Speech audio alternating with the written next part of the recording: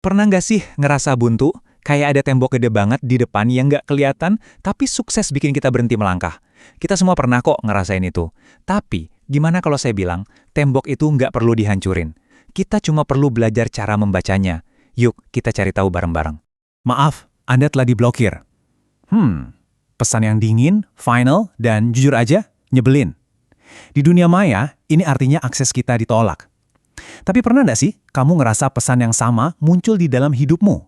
Bukan di layar komputer, tapi di dalam kepala, yang ngeblokir langkahmu selanjutnya. Nah, ini dia pertanyaan yang bisa mengubah segalanya. Kita tuh sering banget sibuk nyalahin tembok di depan kita. Masalah uang lah, nggak ada waktu lah, atau bahkan nyalahin orang lain. Saking sibuknya, kita lupa nanya, beneran temboknya yang jadi masalah? Atau jangan-jangan selama ini kita yang salah baca peta? Oke, langkah pertamanya adalah membongkar cara kita berpikir. Dan untuk itu, kita bakal pinjam satu ide keren dari buku Think Like a Freak. Gimana kalau ternyata solusi terhebat itu justru dimulai dari 3 kata yang paling susah kita ucapkan? Saya tidak tahu. 3 kata yang kedengarannya simple tapi berat banget buat diakui. Padahal ya, ini tuh bukan tanda kelemahan loh. Justru sebaliknya, ini adalah gerbang menuju penemuan. Karena cuma saat kita berani bilang nggak tahu, disitulah kita benar-benar mulai belajar. Coba deh, kita bedah 2 jenis pertanyaan. Ada pertanyaan aman yang gunanya buat melindungi ego. Contohnya, kenapa sih aku sial terus? Pertanyaan ini nyaman karena seolah-olah jawabannya ada di luar kendali kita. Tapi ada juga pertanyaan nyata yang lebih berani. Apa peranku dalam situasi ini? Nggak nyaman, emang, tapi disinilah kekuatan untuk berubah itu dimulai. Nah ini nih, jebakan yang sering banget bikin kita stuck. Kita ngobatin gejala, bukan penyakitnya. Kita bilangnya, masalahku tuh aku malas. Padahal di balik itu, yang ada adalah rasa takut gagal. Kita bilang, nggak punya modal. Padahal sebenarnya kita cuma bingung harus mulai dari mana. Ngakuin penyakit yang sebenarnya tuh butuh keberanian. Tapi ya, cuma itu satu-satunya cara kita bisa sembuh. Jadi ini dia, perubahan mindsetnya. Setiap kali kamu ngerasa buntu, jangan malah nambrakin kepala ke tembok. Coba deh, mundur dikit. Lihat tembok itu. Anggap dia sebagai peta yang nunjukin di mana letak asumsi kelirumu dan di mana ada jalan lain yang belum pernah kamu coba. Oke, mindsetnya udah mulai kita ubah.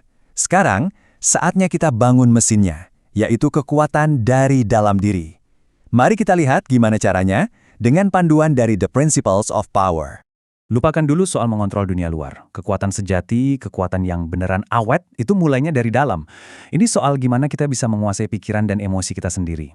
Karena logikanya, gimana kita bisa memimpin dunia kalau memimpin diri sendiri aja belum bisa. Nah, ini 4 pilar utamanya. Dimulai dari kesadaran, jujur sama diri sendiri.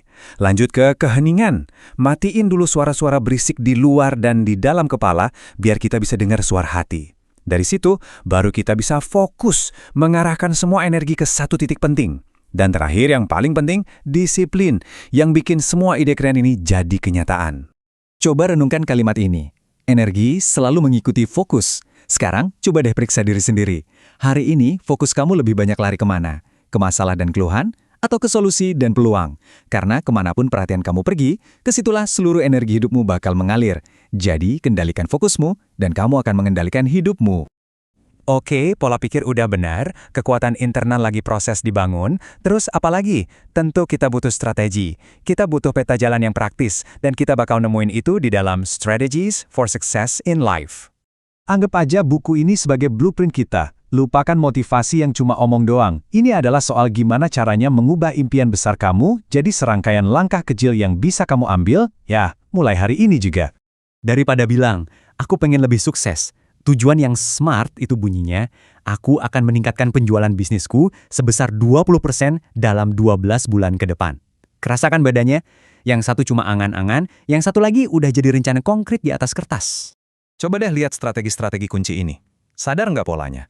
Semuanya itu tentang aksi, konsistensi, dan proses. Sukses itu bukan soal lompatan raksasa dalam satu malam. Sukses itu adalah tumpukan dari langkah-langkah kecil yang kita ambil dengan disiplin setiap hari. Oke, sekarang ayo kita rangkai semua kepingan puzzle ini.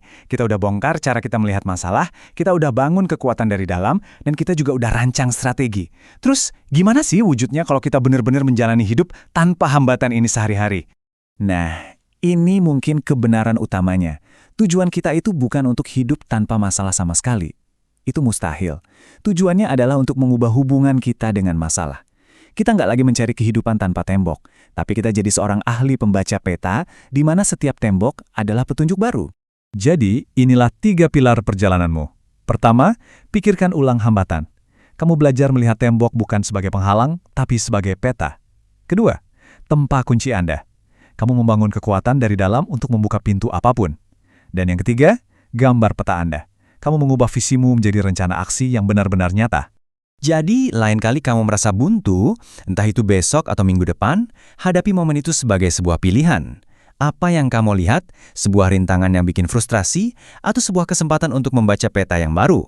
Apakah kamu akan kembali ke pola lama, atau kamu akan ambil napas dan mulai mengajukan pertanyaan yang berbeda? Pilihannya, seperti biasa, selalu ada di tangan kamu.